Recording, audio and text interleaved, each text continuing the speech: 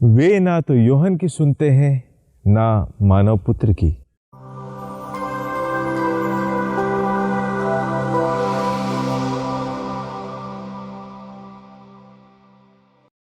क्रिस्त में मेरे प्रिय भाइयों और बहनों, सुनना, बोलना और देखना, ये ऐसी 3 इंद्रियां हैं जो हमारे व्यक्तित्व को निर्माण करने में काफ़ी मददगार है, क्योंकि इन्हीं के ज़रिए हम संसार से जुड़ते हैं।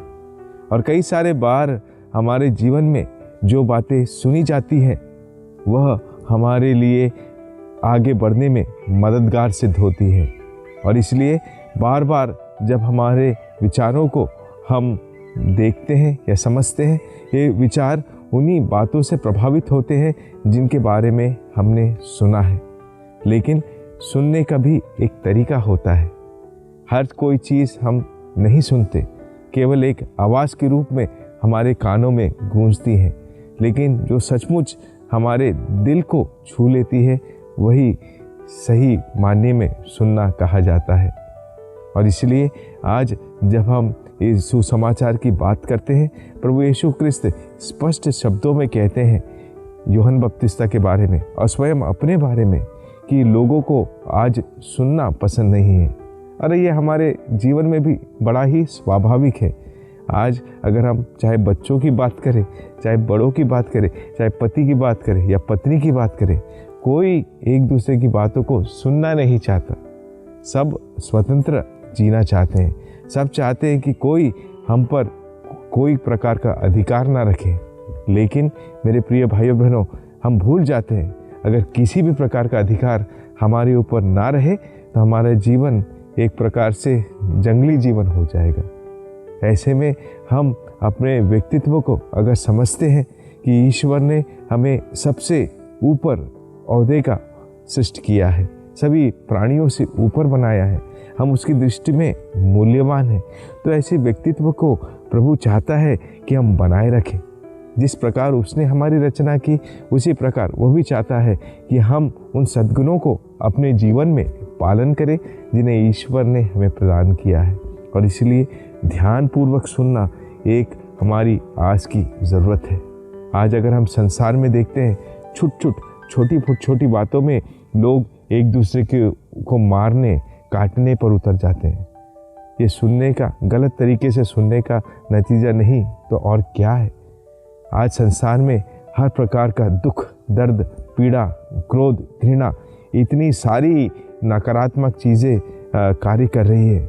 हम इन चीज़ों को लड़ने में कितने सक्षम हैं, क्योंकि हम सुनना ही नहीं चाहते तो कैसे हम समझेंगे। क्योंकि जैसा वचन में हमको बताया जाता है, रोमियो का नाम संत पौलुस का पत्र अध्याय 10 पद संख्या 17 में वचन कहता है विश्वास के संबंध में, विश्वास सुनने से उत्पन्न होता है और सुना जो जाता है वह है ईश्वर का वचन। तो अगर हम सांसारिक बातों में बात करेंगे तो अच्छी बातें सुनना, अच्छी बातें बोलना और अच्छी बातें देखना, यही हमारे राष्ट्रपिता ने भी हमें बताया है, यह कहते हुए बुरा मत बोलो, बुरा मत सुनो, बुरा मत देखो।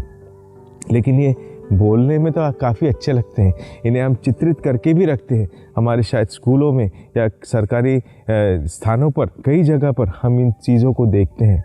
हम जब इन्हें पढ़ते हैं हमें काफ़ी अच्छा लगता है, लेकिन इनका जब पालन करने की बात आती है काफ़ी कठिनाई हमारे सामने आ जाती है। तो मेरे प्रिय भाई और बहनों, यही दिन है जो आगमन के दिन है, हमें दिए गए हैं, ईश्वर द्वारा दिए गए हैं, कलीसिया द्वारा दिए गए हैं, ताकि हम इन दिनों में अपने सुनने की क्षमता को बढ़ाएं, ध्यानपूर्वक सुने। और जब सुनते हैं केवल उसे सुनकर छोड़ ना दे, बल्कि जो सुनते हैं उसका पालन करें।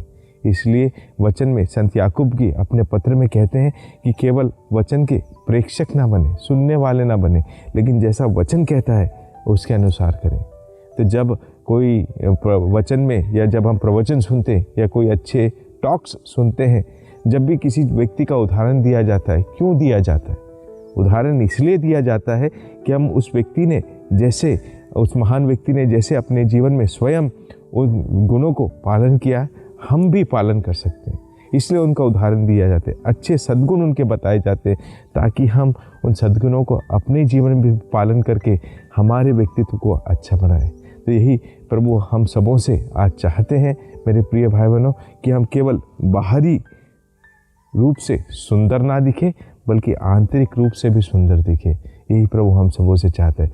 तो क्रिसमस का समय यही शुभ संदेश हम सबों को देता है कि हम आंतरिक मन को, हमारे हृदय को, हमारे दिल को सुंदर बनाएं, ताकि हम उस सुंदरता में हमारे प्रभु यीशु क्रिस्त को हमारे जीवन में जन्म लेने के लिए न्योता दे सकें।